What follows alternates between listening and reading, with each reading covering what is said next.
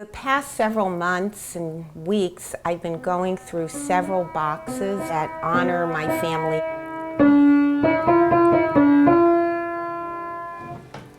Hi, this is my great-grandmother Elsie's piano that I am so fortunate to have in my house. It's from 1927 and it was played in beautiful music in my grandmother's house in Brooklyn, New York. I found the receipt, and the receipt was from 1927 here's Grandma Elsie, and she paid this piano off in like $10 a week, I think, for like a zillion years. Another one of the boxes and traditions that I have, this was used with my mother. And when her mother passed, my mom would find all these pennies in the street. She'd pick them up and she felt a connection to her mom. And I always thought that that was sweet and endearing, and I loved the tradition that she started. When my mom passed, I had to start my own box. And this is the box I started. And this task became so monumental because it was no longer just sweet and tender. It just struck my heart and my soul. And it made me, it gave me a way to connect with my mom, but I really wanted to connect with her right here. But what I did is I found pennies and quarters and nickels and dimes, and they're all here and in other containers in my house. And this is my way of just holding her in my heart. One New Year's Eve, my husband and I were out, and we were in a parking lot downtown, and all of a sudden I looked down and I found this, a $50 bill.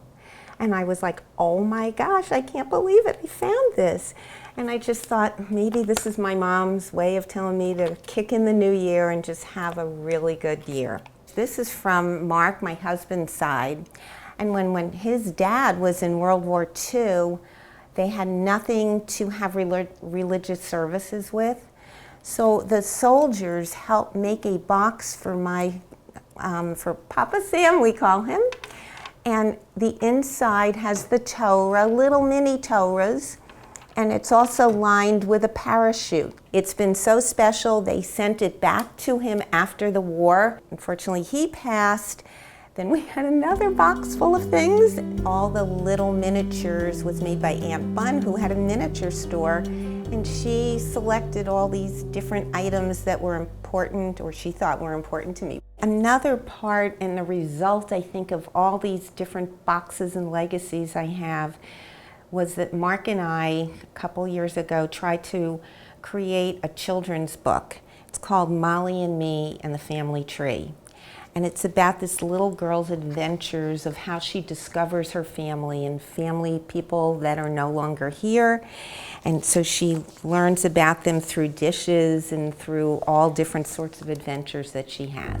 I seem to be a collection plate for all the different kinds of dishes in my family. I have 4 generations here, and every time I have people over, which we like to do often, I try to mix and match and do a whole hodgepodge of different dishes, because I have been the recipient of these boxes and boxes of dishes.